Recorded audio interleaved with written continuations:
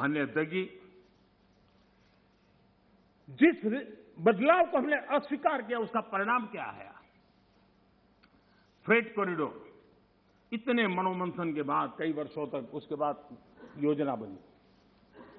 2006 में प्लानिंग, 2006 से 2014 तक का उसका हाल देखिए। 2014 के बाद उसकी तेजी आई।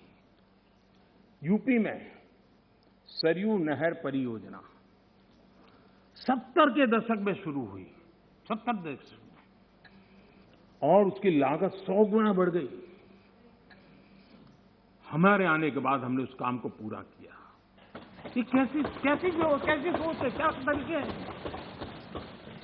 यूपी का अर्जुन डैम परियोजना 2009 में शुरू हुई, 2017 तक 1/3 खर्चा हुआ। हमने इतने कम समय में इसको पूर्ण कर दिया। अगर कांग्रेस के पास इतनी सत्ता थी, इतने सालों तक सत्ता थी, तो 4 धाम को वो ऑल वेदर सड़कों में परिवर्तित कर सकते थे, जोड़ सकते थे, लेकिन नहीं किया। वाटरवे, सारी दुनिया वाटरवे का समर्थन है। हमारा ही देश था कि हमने वाटरवे को नकार दिया। आज हमारी सरकार को वाटरवे पे काम करना रहा है। पुराने अप्रोच से गोरखपुर के कारखाना बंद होता था, हमारे अप्रोच से गोरखपुर का फर्टिलाइजर का कारखाना शुरू होता है। माननीय अध्यक्ष जी,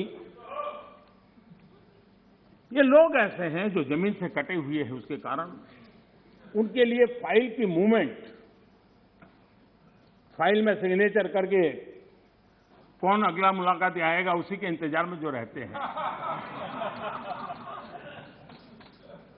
आपके लिए फाइल सब कुछ है, हमारे लिए 130 करोड़ देशवासियों का लाइफ महत्वपूर्ण है। आप फाइल में खोए रहे, हम लाइफ बदलने के लिए जी जान से जुटे हुए लोग। आज उसी का परिणाम है प्रधानमंत्री गति शक्ति मास्टर प्लान। एक होलिस्टिक अप्रोच, टुकड़ों में नहीं। एक आधा काम वहां आ रहा है, रोड बन रहा है, फिर बिजली वाला आकर के खुदाई करता है, वो ठीक होता है, फिर पानी वाला आकर के खुदाई करता है। उस सारी समस्याओं से बाहर आकर के हमने डिस्ट्रिक्ट लेवल तक गति शक्ति मास्टर प्लान की दिशा में हम काम कर रहे हैं। उसी प्रकार से हमारा देश की विशेषता को देखते हुए मल्टी मॉडल ट्रांसपोर्ट सिस्टम, उस पर हम बड़ा जोर दे रहे हैं और कनेक्टिविटी पर इसके आधार पर हम जोर दे रहे हैं। आजादी के बाद सबसे तेज गति से ग्रामीण सड़कें कहीं बन रही है तो इस 5 साल के कालखंड में बनी है। माननीय अध्यक्ष जी, नेशनल हाईवे बन रहे हैं, रेलवे लाइनों का बिजलीकरण हो रहा है। आज देश नए एयरपोर्ट्स, हेलीपोर्ट्स और वाटरड्रॉम का नेटवर्क खड़ा कर रहा है। देश के 6 लाख से अधिक गांवों में ऑप्टिकल फाइबर नेटवर्क के लिए काम चल रहा है। माननीय अध्यक्ष जी, ये सारे काम ऐसे हैं जो रोजगार देते हैं। ज्यादा से ज्यादा रोजगार इन्हीं कामों से मिलता है। आधुनिक इंफ्रास्ट्रक्चर आज देश की आवश्यकता है और अभूतपूर्व निवेश भी हो रहा है और उसी से रोजगार भी बढ़ना है, विकास भी बढ़ना है और विकास की गति भी बढ़ना है, और इसलिए आज देश उस दिशा में काम कर रहा है। माननीय अध्यक्ष जी, जितनी ज्यादा अर्थव्यवस्था ग्रो करेगी उतने ही रोजगार के अवसर पैदा होंगे, और इसी लक्ष्य को लेकर के पिछले 7 साल से हमने इन चीजों पर फोकस किया है और उसका परिणाम है हमारा आत्मनिर्भर भारत अभियान। मैन्युफैक्चरिंग हो या सर्विस सेक्टर हो, हर सेक्टर में हमारा उत्पाद बढ़ रहा है, उत्पादन बढ़ रहा है। आत्मनिर्भर भारत अभियान के हम आज ग्लोबल वैल्यू चेन के हिस्से बन रहे हैं। ये अपने आप में भारत के लिए एक अच्छी निशानी है। हमारा बड़ा फोकस एमएसएमई और टेक्सटाइल जैसे लेबर इंसेंटिव सेक्टर्स में है। एमएसएमई की परिभाषा में सुधार, एमएसएमई की परिभाषा में हमने सुधार करके उसको भी नए अवसर दिए हैं। अपने छोटे उद्योगों को सुरक्षित करने के लिए, एमएसएमई के लिए सरकार ने इस कोरोना के विकट कालखंड में 3 लाख करोड़ रुपए की विशेष योजना भी शुरू की है और उसका लाभ हमारे एमएसएमई सेक्टर को मिला है। और इसका बहुत बढ़िया स्टडी एसबीआई ने किया है। एसबीआई का स्टडी कहता है कि 13.5 लाख एमएसएमई इस योजना के कारण बर्बाद होने से बच गए हैं। एसबीआई का स्टडी कहता है 1.5 करोड़ नौकरियां बची हैं और करीब 14% एमएसएमई लोन्स के कारण एनपीए होने की जो संभावना थी उससे बच गए हैं। माननीय अध्यक्ष जी, जो सदस्य जमीन पर जाते हैं वो इसके प्रभाव को देख सकते हैं। विपक्ष के भी कई साथी मुझे मिलते हैं, कहते हैं कि साहब ये इस योजना ने बहुत बड़ा लाभ किया है, एमएसएमई सेक्टर को इस संकट की घड़ी में बहुत बड़ा सहारा दिया है।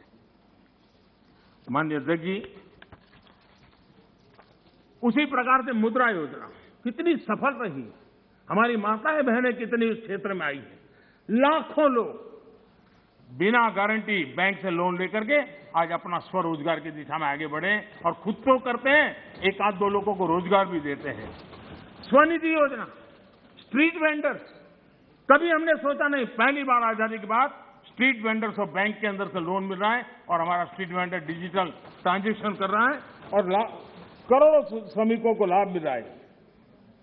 हमने गरीब श्रमिकों के लिए 2 लाख करोड़ रुपए से ज्यादा खर्च किए हैं। आत्मनिर्भर भारत रोजगार योजना के तहत हजारों लाभार्थियों के खाते में हमने सीधे पैसे ट्रांसफर किए हैं। माननीय अध्यक्ष जी, इंडस्ट्री को गति देने बेहतर इंफ्रास्ट्रक्चर की बहुत जरूरत होती है। पीएम गति शक्ति नेशनल प्लान, मास्टर प्लान, ये हमारे लॉजिस्टिक कॉस्ट को बहुत कम करेगा और उसके कारण देश में भी माल सस्ते में पहुंच पाएगा और एक्सपोर्ट करने वाले लोग भी दुनिया के साथ कंपटीशन कर पाएंगे और इसलिए पीएम गति शक्ति प्लान आने वाले दिनों में बहुत लाभकारक होने वाला है। माननीय अध्यक्ष जी, सरकार ने एक और बड़ा काम किया है। नए क्षेत्रों को, एंटरप्रेन्योर्स को, उसके लिए हमने ओपन कर दिया है। आत्मनिर्भर भारत योजना के तहत स्पेस, डिफेंस, ड्रोन्स, माइनिंग को प्राइवेट सेक्टर को आज देश के विकास में भागीदार बनने के लिए हमने निमंत्रित किया है। देश में एंटरप्रेन्योर्स के लिए बेहतर माहौल बनाने के लिए सिंपल टैक्स सिस्टम की शुरुआत, हजारों कंप्लायंसेस हमारे देश में आदत ऐसी हुई, हर डिपार्टमेंट ये लाओ, वो लाओ, ये कागज लाओ, वो नाम लाओ, वो सारा करीब 25,000 कंप्लायंसेस हमने खत्म किए हैं। आज मैं तो राज्यों से भी आग्रह करूंगा कि वे भी ढूंढ के ऐसे कंप्लायंसेस खत्म करें। देश के नागरिकों को परेशानी हो रही है, उसको समझे हम लोग। आज देश में इस प्रकार के बैरियर्स हटाए जा रहे हैं। डोमेस्टिक इंडस्ट्री को लेवल प्ले फील्ड देने के लिए एक के बाद एक कदम हम उठाते जा रहे हैं। माननीय अध्यक्ष जी, आज देश उस पुरानी अवधारणा से बाहर निकल रहा है। हमारे देश में सोच बन गई कि सरकार ही भाग्य विधाता है, तुम्हें सरकार पर ही निर्भर रहना पड़ेगा, तुम्हारी आशा अपेक्षाएं कोई पूरी नहीं कर सकता है, सरकार ही करेगी, सब कुछ सरकार देगी। ये हम लोगों ने इतना ईगो पाल के रखा था और उसके कारण देश के सामर्थ्य को भी चोट पहुंची है। और इसलिए सामान्य युवा के सपने, युवा कौशल, उसके रास्ते हम नए सिरे से सोचना शुरू किया।